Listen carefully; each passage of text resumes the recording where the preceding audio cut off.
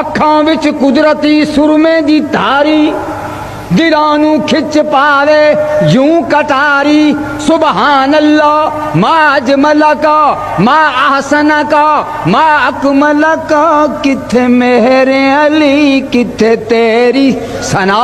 गुस्ताखी अखी किथे जा लड़ियां मैं लब के ले आवा किथों सोना तेरे